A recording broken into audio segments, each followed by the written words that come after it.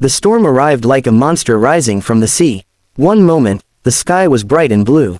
The next, black clouds swallowed the horizon, waves crashed like mountains, and the small charter boat carrying us across the Pacific was fighting for its life. The captain screamed orders that vanished into the roar of the wind. Rain hit us so hard it felt like stones against our skin. I thought I was going to die. When the boat finally shattered against hidden rocks, the ocean dragged us into darkness.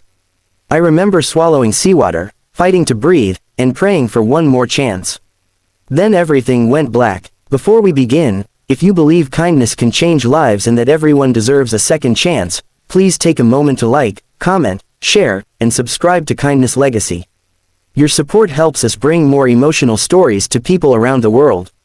When I opened my eyes again, sunlight was warming my face.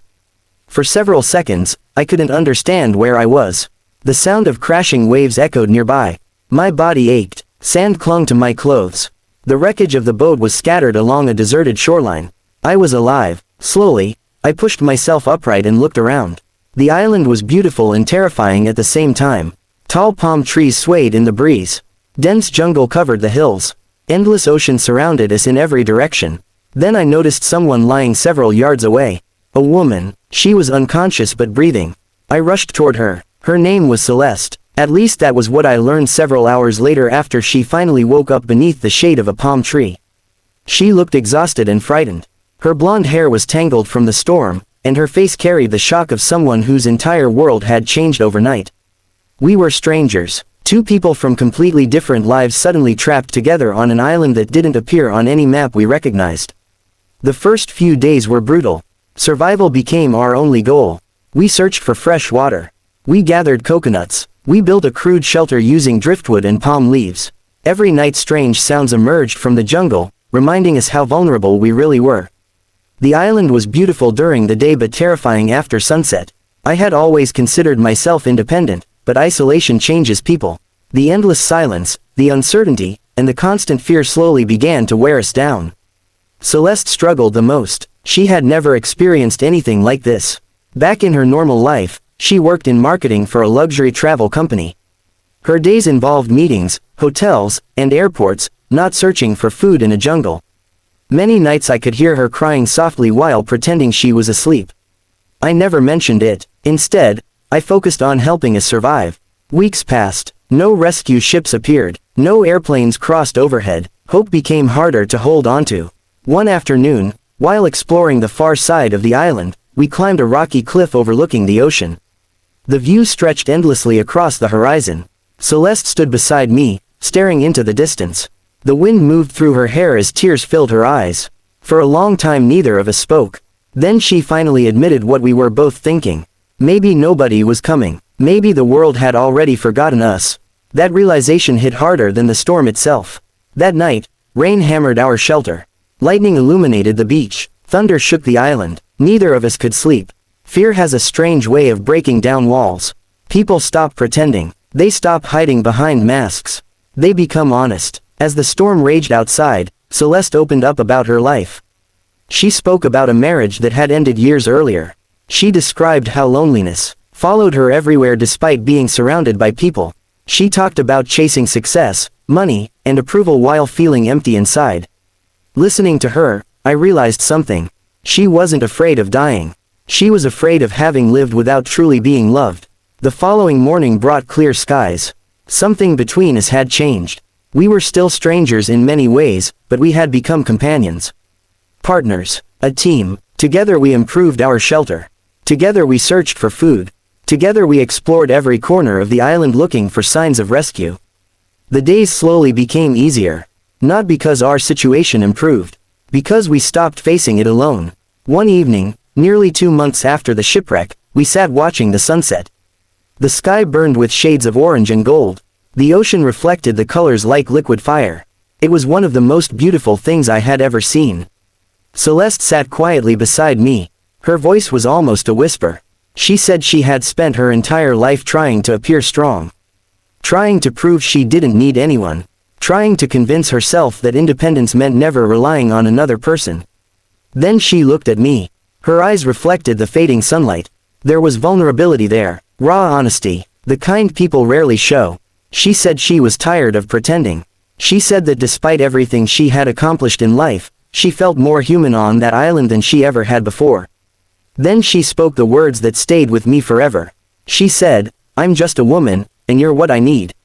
For a moment, time seemed to stop. Not because the words were romantic. Because they were real. Those words weren't about weakness. They were about trust. They were about admitting that human beings aren't meant to face life alone. I didn't know what to say. So I simply held her hand. And somehow that was enough. The months that followed tested us in ways we never imagined. A tropical storm destroyed part of our shelter. Food became scarce during certain weeks. Infection nearly took my life after a deep cut became badly swollen. During those dark days, Celeste refused to leave my side. She cared for me when I couldn't stand. She found water. She gathered food. She stayed awake through long nights making sure my fever didn't get worse.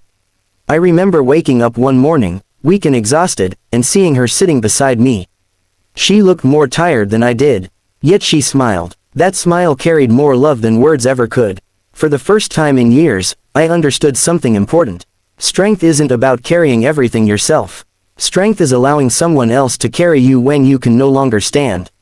Eventually I recovered, and life on the island continued. We built a better shelter. We planted small gardens. We created routines. Somehow, a place that once felt like a prison slowly began feeling like a home. Yet deep down, neither of us stopped hoping for rescue. Every sunrise brought possibility. Every distant sound made us look toward the horizon. Every passing cloud triggered hope. Then one morning it finally happened. I was gathering driftwood along the beach when I noticed something unusual. A shape, far away, barely visible against the horizon. At first I thought I was imagining it.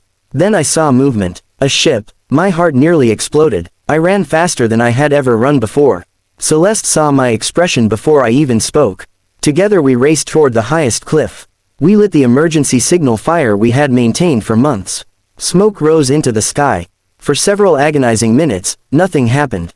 The ship continued moving. It seemed ready to disappear. Then suddenly it changed direction. Toward us. Toward the island. Toward hope. Celeste collapsed into tears. I wrapped my arms around her. Neither of us could believe it. After months of isolation, rescue had finally arrived. The crew found us later that afternoon. Medical teams examined us. Fresh food was brought aboard. Warm blankets replaced our handmade shelter. Everything felt unreal. Yet as the island disappeared behind us, a strange sadness filled my heart. That island had taken everything from us. But it had also given us something priceless. Perspective, purpose, connection. Back in civilization, life moved quickly. News reporters wanted interviews. Family members celebrated our return. Everyone expected us to simply continue where we had left off. But neither of us were the same people anymore. The storm had changed us.